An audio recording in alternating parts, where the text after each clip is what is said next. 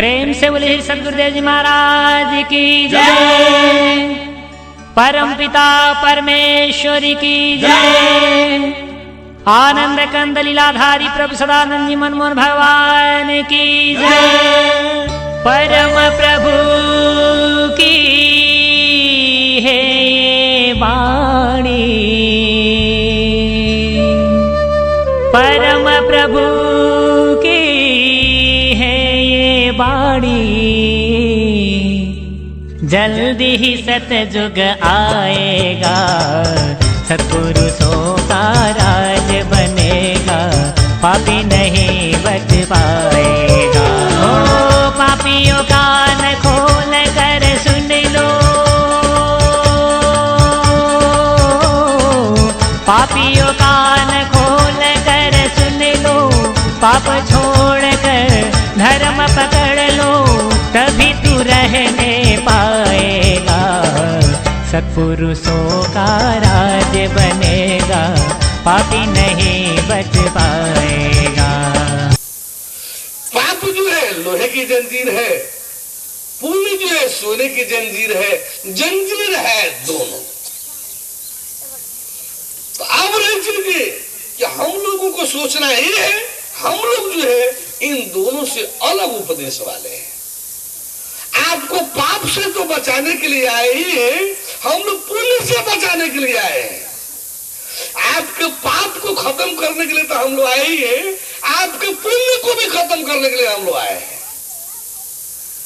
कहेंगे ले खूब बना, सब लोग पापों खत्म करने के बाद सोच रहे थे हम लोग को पुण्य खत्म करने आ गया। ये तो हम लोग को पुण्य भी खत्म करने को कह रहा है। सब लोग तो पपुए की बात करते रहे, ये तो हम लोग को पुण्य खत्म करने को कह रहा है। हम लोग की लाइन ही वैसी है तो क्या कहेंगे। हम लोग जानते हैं इस चीज को। आपको पाप पुण्य बड़ा अच्छा लग रहा है, खूब दान पुण्य करेंगे तो हमको स्वर्ग मिलेगा, खूब दान पुण्य करें हमको खूब बढ़िया स्वर्ग मिलेगा, माँ परियां मिलेंगी, उसमें अप्सराएं मिलेगी चवर डुलाने के लिए, और माँ स्वर्गीय सुख भोग मिलेगा, इच्छा भोग रहेगा, जब जो चाहेंगे वही भोग रहेगा। क्या पूछना है, खूब पुण्य करेंगे खूब बढ़िया स्वर्ग मिलेगा। आप चूंकि इसके गहराई का अर्थ आपको मालूम नहीं है, स्वर्ग की परिणति क्या होती है ये आपको मालूम नहीं है, इसलिए आपको स्वर्ग बहुत दिखाई दे रहा है। हम लोग के लिए नरक तो निंदनीय है ही है, स्वर्ग को भी हम लोग निंदा नहीं करते हैं, लेकिन वह स्तुति के काबिल भी नहीं है। निंदा के काबिल तो नहीं है, लेकिन और स्तुति के काबिल भी नहीं है। यदि कोई स्तुति करता होगा तो हम लोग निंदा किए बिना भी उसको नहीं छोड़ते। यदि कोई स्तुति करना शुरू कर दे तो हम लोग उसको निंदा किए बिना भी नहीं छोड़ेंगे स्वर्ग के लिए। क्यों?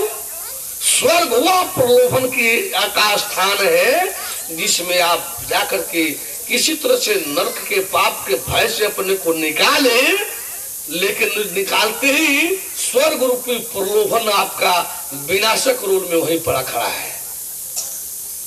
स्वर्ग के लालच में पुण्य करना शुरू कर दिए। आपको तो पता नहीं स्वर्ग की क्या यथार्थ स्थिति है। स्वर्ग की यथार्थ स्थिति है कि जब तक आपका पुण्य जितना है रहेगा तब तक आपको स्वर्गीय सुख मिलेगा। जिस दिन पुण्य क्षीण हो जाएगा उसी दिन आप धक्का दे करके निकाल बाहर कर दिए ढकेल दिए जाएंगे।